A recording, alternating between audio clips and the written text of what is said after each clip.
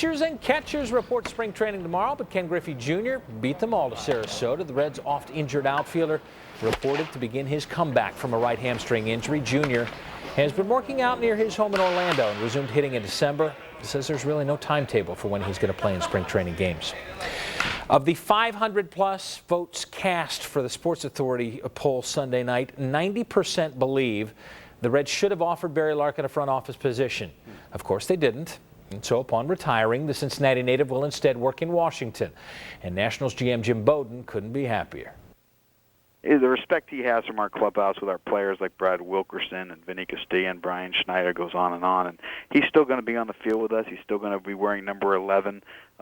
He's also going to be up in the front office as well. So he brings a lot to the table, and we're going to utilize all the things he has. We're very fortunate to have Barry here. Last year, he was 3 saves short of a Reds team record, but also gave up 18 hits and 10 runs the last 10 times he pitched. He makes good money, but this year the Reds need their closer to make a few more good pitches, too. Dan Horde has more for Reds camp in Sarasota. Danny Graves had a career-high 41 saves last year and made the All-Star team for the second time. But we all said the following 2 words after too many of his pitches. Oh, no! Danny coughed up 12 home runs last year and tied for second in the majors with 9 blown saves. I really wasn't happy with the year that I had. The success came, but that was because we won a lot in the first half, and I got a lot of opportunities. But I still am not happy with what I did last year, and I think now I have my arm speed back. I have a better body. I'm in better shape now. I feel better physically and mentally. He's 2 years removed from the disastrous attempt to convert him into a starter and penciled in as the Reds' closer, a job he's held for 5 of the last 6 seasons. But this could be the last, since Danny was inconsistent last year and is due to make $6.25 million this year. The $17 million contract that Danny signed 3 years ago has allowed him to purchase some interesting things. That's his truck. Well, that contract comes to an end following this season, although the 2 sides do have a mutual option for 2006.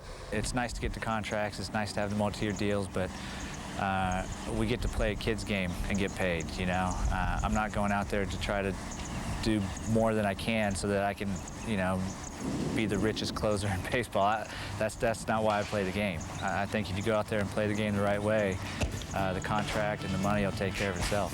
From Sarasota, Dan Horde, Fox 19 Sports. And we got more from the Reds' first week in Sarasota tomorrow night on Sports Wrap. Last year, Eric Milton surrendered 43 home runs. That was 8 more than any other pitcher in the National League. Still, the 29-year-old lefty led the Phillies in wins, innings, and strikeouts, and was one of the most highly coveted pitchers on the free agent market. So it was a big surprise when he signed a mega-bucks deal with the Reds in the offseason. Perhaps the biggest sign the Reds are serious about winning. Thank you. Thanks, sir. While it was no surprise to see good guy Eric Milton take time to sign autographs in Sarasota, it was a major shock when he put his signature on a Reds contract in December. The contract that we gave him, that was probably one of the first big contracts we've got for a free agent pitcher since I've been here. So, you know, to be able to get a guy like that to come to Cincinnati when he was, you know, Red Sox and the Yankees and all those guys were after him, you know, for him to come here, I think that was a huge signing for us. Last year, the Reds' biggest free agent pickups were Corey Lytle and John Vanderwall. Whoopee. But this year they stopped shopping in the bargain bin and shelled out more than $25 million for Eric Milton.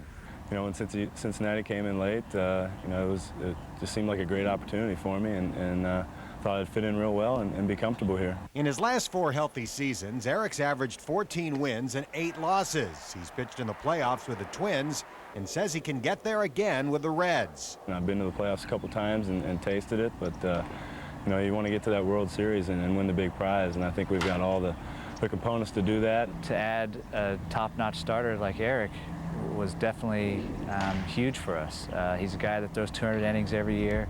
He's a guy that's going to win 14, 15 games at least every year, and he's going to be out there every 5th day. His Reds debut is likely to come in one of the season's first 2 games, and Milton is ready already. I wish we were heading up there tomorrow, get this thing started, because I think the whole clubhouse is just buzzing with anticipation, and we're just ready to get going. Today's spring training workouts were rained out. The Reds' first exhibition game is Thursday against the Devil Rays in St. Petersburg.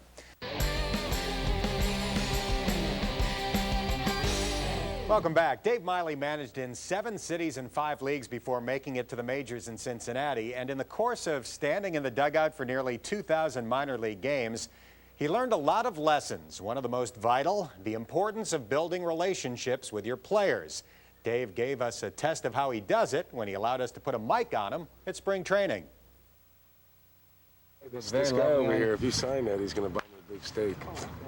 How about I just buy you another 10 pizza? I guess I'll be eating the salad bar. Whether he's joking with Junior or embracing D'Angelo Jimenez, Dave Miley spends much of his spring training day making small talk. After a mediocre minor league playing career, he believes in communicating with everyone on his roster. Most of the managers I played for, they didn't talk to me, so no, it's just something that I guess I picked up on my own, and again, I think it's important just to see how a guy's feeling, or how's the family, or whatever the case may be. D'Angelo, your boy. So he's constantly on the move, asking questions and cracking jokes, some that aren't meant for TV. Scratch that one. On a daily basis, especially during stretch or some of the different fields where we have fundamentals, it's a chance to touch bases with some guys, and I found out a lot about Ben Weber that I didn't know yesterday. So I mean, it's good. I mean, it's just a habit that I've had, and it seems to work. The Reds hold intra-squad scrimmages tomorrow and Wednesday before playing their first spring training game on Thursday against Tampa Bay. Evening, everyone. No Junior today, no Kearns, no Jimenez, and no fun in the sun either. Today's Grapefruit League opener for the Reds was played in a steady drizzle with some gusty winds. Results equally as dreary against Lou Pinella's Devil Rays today. So St. Petersburg we go. Starter Paul Wilson allows 5 hits and 2 runs in 2 innings. Carl Crawford, comebacker, scores 1 here. Ben Weber gives up 2 more before the Reds dent the plate in the 6th. It's Adam Dunn up the middle. It scores Rob Stratton. It's 4-1 D-Rays. Veteran catcher Bobby Estalella fighting for a roster spot. This will help. Going deep to left, 2-run shot, and it's 4-3. But Brian Shackelford gives up 2 in the bottom of the 6th, and Randy Kiesler allows 1 in the 7th. 7-3 Tampa. Same teams tomorrow in Sarasota. Dunn finished today's game 1 for 3, a .333 batting average. Not bad considering over his 4-year career he's a .249 hitter. No worries about the major league record, 195 strikeouts last season. As long as the RBI and runs are high, Dunn is a happy camper. If you're hitting 200 with 10 home runs, and striking out 100 and whatever times, I mean that's not very good. You're gonna have to fix that quick. But if you're still getting on base, you're still scoring runs, still driving in runs, I think it kind of overshadows it. All right, so the way the story goes, the Reds outbid the Yankees for left-hander Eric Milton. $25 million is apparently the going rate for a guy who averaged 14 wins a year in each of his last 4 full seasons. He's got solid numbers, but the Reds are paying him to be something a step or 2 above solid. Today, he got the start against the world champion Red Sox. His first 2 pitches turned out to be 2 runs, a double and a home run. Adam Dunn did hit his first home run this spring, but it wasn't enough. The Red Sox beat the Reds in front of a sold-out crowd at Ed Smith Stadium. The final score is 8-7. Not sure what else was on Sean Casey's off-season to-do list, but here's hoping he's got a lot of free minutes on his cell phone, because Casey made some of the calls that could make the Reds a much better team. Dan Horde has more now from Sarasota. Casey drills this one, going way back towards the wall. That's going to be gone.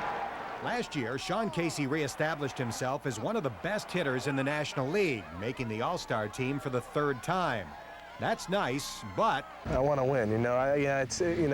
This being my 8th season, you're kind of personal. So I'd take a lesser year personally to win the whole thing. In hopes of doing that, Casey put down his bat and picked up the phone. Well, first baseman Sean Casey wasn't named team captain in the offseason, as many people expected. He did pick up an unofficial title, assistant GM, as he helped recruit many of the Reds' free agents. I said, hey, if you guys are trying to get people to come here and you need a voice or someone to try and get him here, I'd be more than obliged to make some calls. I think I was 5 for 6. I think Matt Clement's the one guy I lost. Not bad, yeah. One of the players he successfully wooed was Phoenix, Arizona resident Rich Aurelia.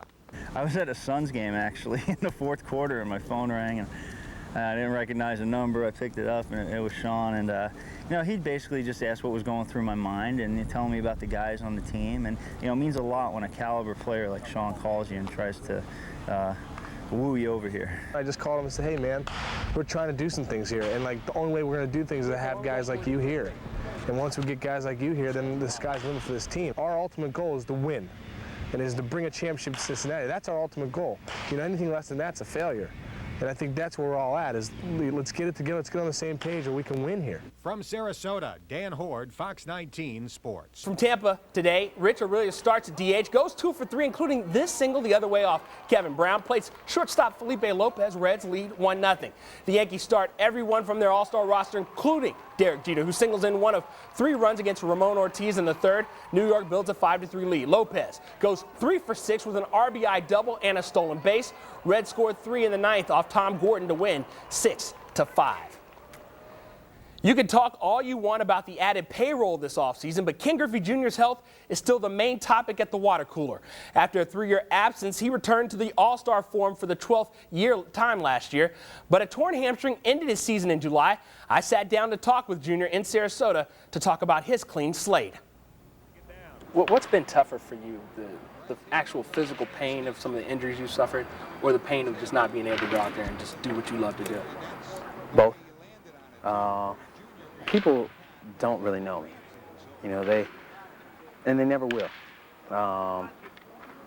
It's just how I am, how I've always been. I mean, the guys in the locker room, you know, I open up to them more than I open up to TV or anybody else. But, you know, I've been playing baseball or having a glove in a ball since I was 2. And that's all I ever wanted to do. And to not be able to do it is tough. And you know, I play this game for one reason, because I love baseball. You know, and you know, it's hard because you get criticized for a game that you love. You know, you have the media and the fans on you because you get hurt. Well, like, I really want to spend my time rehabbing, and rehabbing is tougher than anything. You know, it's not like going to a clinic and you know, oh, does that hurt? Oh, you'll be ready in 6 weeks. No, athletic rehab has gone from that to pushing your body as far as you can go. And they wouldn't let me on the field if they didn't think or feel that they were comfortable letting me out there, and I wouldn't do it. Do you feel like, you know, take pride in the fact that you've been kind of anointed as that guy, the clean guy? There's no way he's on steroids, and nobody would even dare throw an accusation your way? No, they don't even need to bring my name up. No, I take pride in what I do. Not trying to embarrass my family, the organization, you know, my teammates, having them answer all the questions. You know, I feel bad for everybody who's in it. I mean, talk to Giambi